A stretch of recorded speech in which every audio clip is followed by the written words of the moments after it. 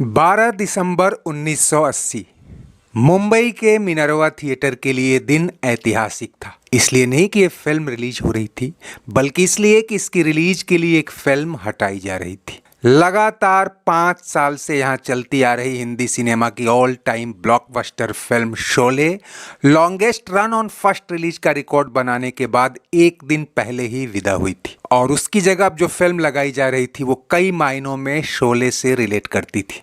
इसे शोले बनाने वाले जीपी सिप्पी और रमेश सिप्पी ने बनाई थी। शोले 3 करोड़ में बनी थी, जबकि इस फिल्म में उससे 2 गुना यानी 6 करोड़ रुपए लगे थे, और तब ये फिल्म भारत की सबसे महंगी फिल्म थी। शोले के बाद सिप्पियों से उम्मीदें इस कदर बढ़ गई थी कि लोग इसे दूसरी शोले मानकर चल रहे थे, और मुंबई से लेकर कोलकाता तक टिकट लेने वालों की लंबी कतारें देखी जा रही थी। कोलकाता के एलिट सिनेमा में तो ये आलम था कि अगले कई दिन के टिकट एडवांस में ही बिक चुके थे, फिर भी टिकट खिड़की पर भीड़ खत्म होने का नाम नहीं ले रही थी। पहला हफ्ता तो पैन इंडिया हाउसफुल था, लेकिन दूसरे हफ्ते से कुछ टेरिटरीज में भीड़ छिटकनी शुरू हुई, और ये खबर मीडिया में यूं फैली मानो कोई आलीशान इमारत दरक रही हो। खैर, जैसे गर्म तवे पर पानी की बूंदें भाप बनकर उड़ जाती हैं, ये खबर भी उड़ गई। लेकिन तीसरे हफ्ते जब मुंबई के बड़े रीजन में आधे से ज्यादा सिनेमा घरों में हाउसफुल के बोर्ड गिर गए, तो ऐसा लगा जैसे केरोसिन तेल में कोई चिंगारी गिरी हो। सिप्पियों से खार खाए कॉम्पिटिटर्स हों, या अमिताभ का बायकॉट किए बैठे मीडिया, या फिर इस फिल्म के ओवर हाइप से सुलगते क्रिटिक्स, सबने आग उगलना शुरू कर दिया। दोस्तों, अक्सर वही होता है जिसका डर होता है। शोले के बाद सिप्पियों को दूसरी फिल्म लाने में 5 साल लगे, तो सिर्फ इसलिए शोले से कम की उनसे उम्मीद नहीं थी, कि माने तो शोले की सफलता रिपीट करना नामुमकिन था। खैर, शोले ने भी शुरुआती हफ्ते में निराश किया था, लेकिन दूसरे हफ्ते से रफ्तार पकड़ती गई थी, जबकि इधर उल्टा हो रहा था। बुकिंग विंडो पर उमड़ी भीड़ 2-3 हफ्ते बाद छट चुकी थी, और अखबारों के पन्नों से लेकर फिल्मी गपशप में एक ही शब्द गूंज रहा था। तो क्या सबसे बड़े बजट, सबसे भारी स्टार कास्ट और सबसे ज्यादा उम्मीदों वाली फिल्म वाकई फ्लॉप हो गई? इसका सही जवाब और कमाई की असली तस्वीर तो बाद में देखेंगे।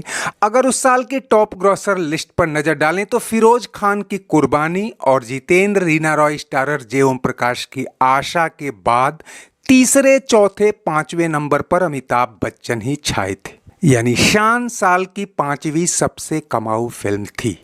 हालांकि इस फहरिस्त में भी ये राम बलराम और दोस्ताना से पीछे रह गई थी, लेकिन ऐसा हिंदी बॉक्स ऑफिस के इतिहास में पहले कभी नहीं हुआ था कि कोई फिल्म टॉप 5 ग्रॉसिंग फिल्मों में शामिल हो और फ्लॉप करार दी गई हो।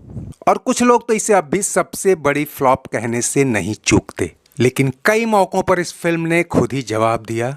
जब ये कुछ समय बाद री रिलीज की गई और वीडियो कैसेट्स के बाजार में, तो इसकी लूट मच गई। दोस्तों, सिप्पियों ने शान को शोले की सफलता दोहराने की नीयत से ही बनाई थी।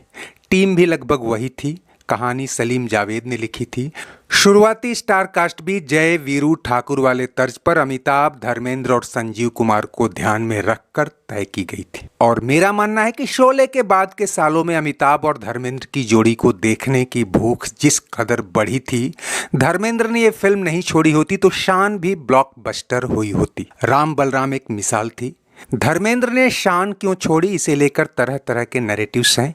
खासकर यही कि 1980 तक अमिताभ के सितारे कहीं ज़्यादा बुलंद हो चुके थे, और धर्मेंद्र को लगा कि फिल्म में उनका किरदार उतना सेंट्रल, उतना हीरोइक नहीं है जितना शोले का वीरू था। ऊपर से अमिताभ धर्मेंद्र के बीच स्टार वॉर तो चल ही रही थी। धर्मेंद्र तो गए ही, हेमा मालिनी को भी ले गए। संजीव कुमार ने फिल्म इसलिए छोड़ी क्योंकि वो मेन विलेन यानी शाकाल वाला रोल चाहते, जबकि सिप्पी उन्हें सुनील दत्त वाले रोल में लेना चाहते थे। विनोद खन्ना के फिल्मों से टेम्पररी संन्यास के चलते उनकी जगह शत्रुघ्न सिन्हा को लाया गया था। कहा यह भी जाता है कि धर्मेंद्र को पहले विजय यानी अमिताभ वाला रोल दिया गया था, जबकि अमिताभ रवि की भूमिका में थे। लेकिन यह भी सच है कि तब रवि का रोल बड़ा था, यानी अमिताभ को विजय के रोल में लेने के बाद उनके किरदार को और वेटेज दिया गया। खैर, वीरू बसंती ठाकुर जैसे अक्स निकल जाने के बाद अब शोले वाला लुक तो रहा नहीं, लेकिन अंदर खाने में पहले ही काफी कुछ बदला हुआ था। शोले एक्शन ड्रामा होकर भी ग्रामीण या कह लें कि देशज बैकग्राउंड लिए हुए थी, जिसका कथानक गांव शहर सबको छूता था।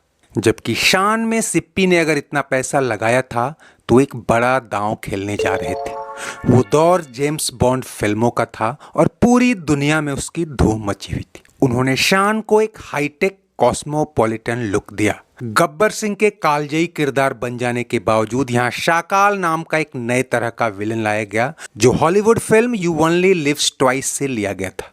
खैर, कुलभूषण खरबंदा ने अपनी दमदार एक्टिंग से इसे भी कालजयी किरदार बना दिया। अजीब जानवर है, कितना भी खाए फूका ही रहता है। फिल्म पर इतना खर्च कहां और कैसे हुआ, इसे इन बातों से समझिए कि 2-4 मिनट के रोल के लिए भी तमाम छोटे बड़े एक्टर भरे ही गए थे। इसके सेट को बनाने में पानी की तरह पैसा बहाया गया। एक सेट पर तो शीशे पर 8 लाख रुपए खर्च किए गए, जो उस समय बड़ी रकम थी। शाकाल का ये आइलैंड इंग्लैंड के ब्रिस्टल में स्टीप होम नाम का एक द्वीप है, जिसे फिल्म के लिए बुक किया गया था। फिल्म के गीत संगीत के लिए आर.डी. बर्मन ने कोई कोर कसर नहीं छोड़ी थी। मोहम्मद रफ़ी, किशोर कुमार, आशा भोसले, उषा उत्थुप के साथ उन्होंने जो म्यूजिकल समा बांधा, वो जबरदस्त हिट हुआ।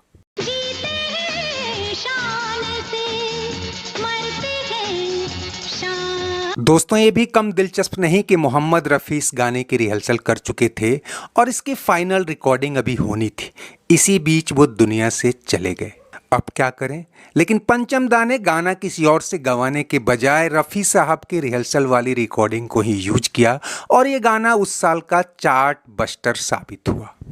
यम्मा यम्मा यम्मा यम्मा, ये खूबसूरत समा। अमिताभ बच्चन के किरदार को भी कई ट्विस्ट दिए गए। उन्हें एंग्री यंग मैन की जगह थोड़ा रोमांटिक, थोड़ा कॉमिकल टोन दिया गया। इसकी बदौलत वो बाकी किरदारों और एक्टर्स पर लीड लेते दिखे और छा भी गए। जानू मेरी जान, मैं तेरे कुर्बान। खैर, शान का ओवरऑल वर्ल्ड वाइड कलेक्शन करीब 12 करोड़ रुपए था, जो उस दौर में कई सुपरहिट फिल्मों के कलेक्शन को भी मात देता था। लेकिन जाने माने राइटर दीप्त कीर्ति चौधरी को दिए एक इंटरव्यू में रमेश शिप्पी ने कहा था कि 6 करोड़ की लागत में 12 करोड़ की कमाई शोले की 3 करोड़ की लागत में 25-30 करोड़ की कमाई के आगे कहीं नहीं ठहरती। यानी असली मलाल बजट का था। कुल मिलाकर ये फिल्म दर्शकों से ज्यादा अपने बजट की उम्मीदों तले दब गई। लेकिन ये आंकड़े तो फिल्म के फर्स्ट रिलीज रन के हैं।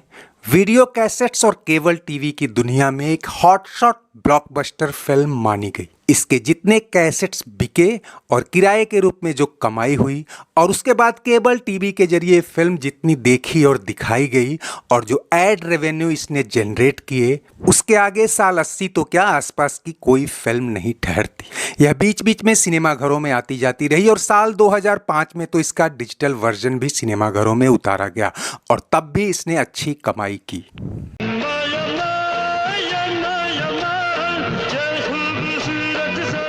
दोस्तों, चलते चलते वीडियो लाइक और शेयर तो कीजिए। अगर चैनल सब्सक्राइब नहीं किया है तो प्लीज वो भी करते चलिए।